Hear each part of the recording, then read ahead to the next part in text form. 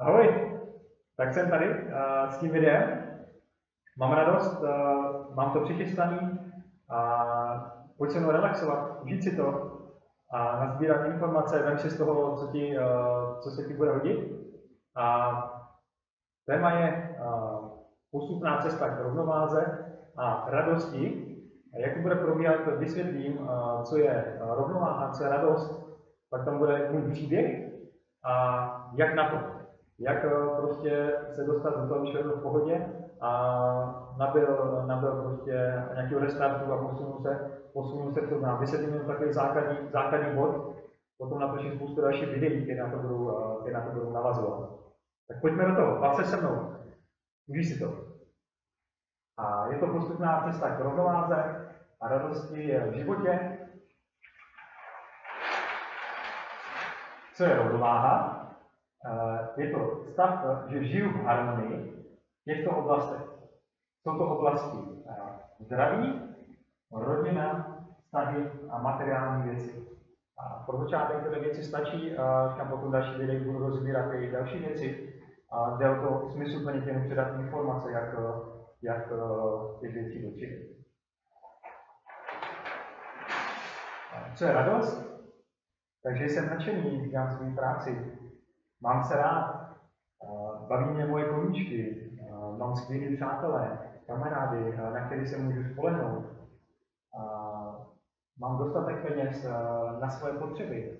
To je jedna z důležitých věcí, protože bez peněz se neobjedeme a je důležité uspokojovat svoje potřeby. Koupit si věci, které se mi líbí, koupit třeba auto a tak dále. Důležitá věc. Miluji procházky v přírodě a cestování a jsem šťastný za to, že žiju. A mám se rád.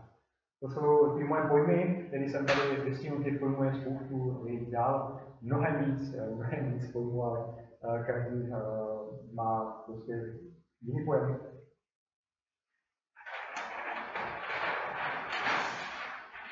Tak, můj příběh, na to jsem se těšil, na můj příběh, jak vám povím.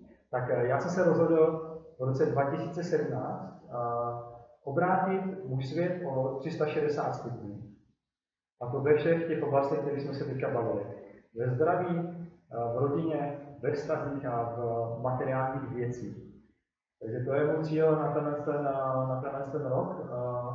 A v pohodě, osamostatnit se. Já se k tomu ještě postupně vrátím k závěru a ukážu, jaký cíle jsem si dal.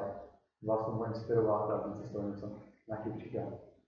Tak, pojďme dál. A já jsem vlastně, ještě než se k tomu dostat k tomu smyslu, tak důležitá věc na ten začátek, kdy to vnímám kolem sebe, co se děje, že lidé říkají, že nemají čas. Když jim voláte, tak třeba dvakrát, třikrát, tak vám nezavolají ani zpátky. To všechno moje poznatky, které jsem nasbíral.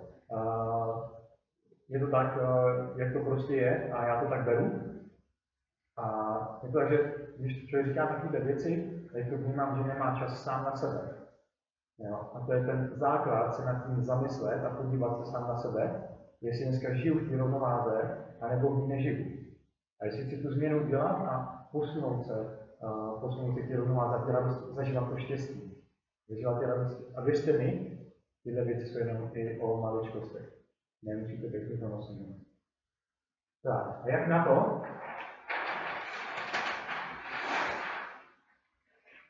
A je to restart. Restart, proč udělat restart? Tak je to lepší stav mysli a cítí se lépe. Mnohem líp a perfektně. A jak udělat ten restart, ukážu na další stránce. Je to úplně jednoduché, mám to vyzkoušený.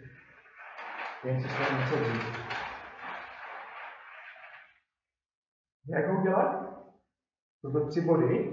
A je to naprosto jednoduché.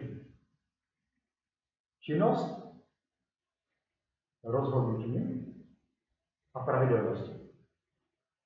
Činností, že udělám jakoukoliv věc, abych se posunul. Práce, koníčky, zájmy a tak dále, jdu mezi lidi. Rozhodnutím, ano, chci to, nebo nechci to. Ale důležité je to rozhodnutí udělat a stát si za tím. A tím, že se za tím budeš stát, tak získáš hodnotu na svoji osobnosti, že jsi to udělal. A dodržel jsi toto si vzal. Pravidelnost, důležitě opakovatelnost. Pravidelnost je těch věcí, já to přisuzuji v sportu. Sportu a pravidelně cvičím 3x-4x týdně. Dělám aktivity, telefonu a tak dále. A návod? Já mám tady přesný návod, protože spoustu lidí mi taky říkalo, že nevím, třeba já, nebo jsou to zaneprázdnění, že prostě se věnují jenom práci a podle mě ta práce, jenom věnovat se práci, není stav v rovnováze. Je to jenom stav prostě jedné činnosti a potom lidi nejsou šťastní. Návod chodit mezi lidi, do společnosti, do kultury, do divadla, do kina, prostě bavit se, dělat show, kartafinace, poznávat své památky, tohle jsou věci, které mě hodně obohatily a cestování, to mě naprosto miluju. Sportování, poslouchání hudby, tady jsem se inspiroval u Marka Mučky, kde prostě hudba člověku pomáhá uklidnit a tak dále. Ale vybrat si hudbu takovou, která něčím novým, která se nelíbí. Hudba, která ovlivňuje, taky to jsou to většinou rádia, televize a tak dále. To jsou média, které vám něco učí. Takže doporučuji, vyhledat hudbu, která se mi líbí, dát si třeba do telefonu. A v těžkých chvíli, když se mi třeba nedaří nebo nemám dobrou náladu, tak si ji pustit a klidu to skoro vědět. A čtení knih, životopisy a sebeláska, tam jsem zase čerpal inspiraci po Pavla třeba na semináře a mít se rád, tak jsem šťastný. To jsou stavy, které doporučuji opakovat, říkat si, že jsem v pohodě, jsem šťastný, mám se rád. A to jsou stavy, které vám přidají na energii, na radosti a hlavně tomu štěstí. A ta činnost tomu pomáhá. Bez činnosti neexistuje nic. Činnost je základem a prakticky všeho se rozhodne. Tak a kde najdu, jaké jsou akce v daném městě, tak doporučuji webové stránky, najít na města, kulturní domy, obecní dům, vesnice, informační portály v kraji, plakáty v daném městě.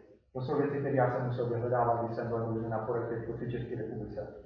A to vše funguje a je třeba jenom hledat, vydržet, vytrvat a tak dále. Tohle doporučuji, funguje to.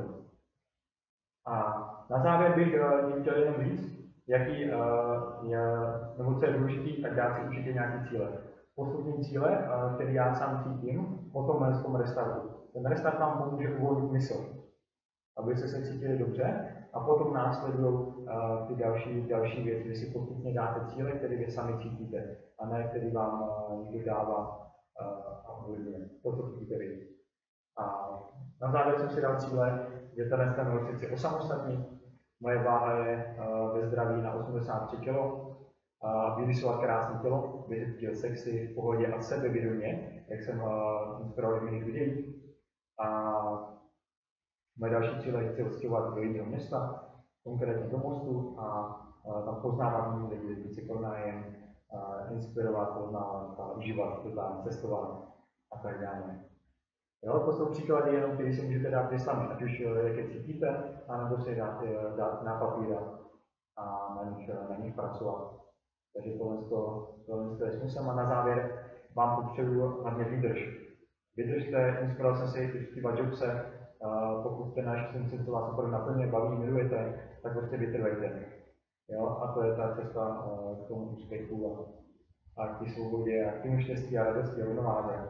No, já budu pokračovat potom dál, další videí, ty postupně na tom můžu navázat ty hlouby. A nebo za někým jděte, zeptěte se, kdo je úspěšný, koho máte jako úspěšnýho, jestli bylo nějaké informace dáno. A nebo případně mě, pokud se vám ty informace moje líbí a dává vám to smysl, tak už je budu dát za sdílení. Tohle se to dostane co nejvíce lidem. Takže ho těšilo mě, jsem díval na moje video, dívali se na moje video a budu se těšit na příště, kdy vám to svůj návod. Ahoj.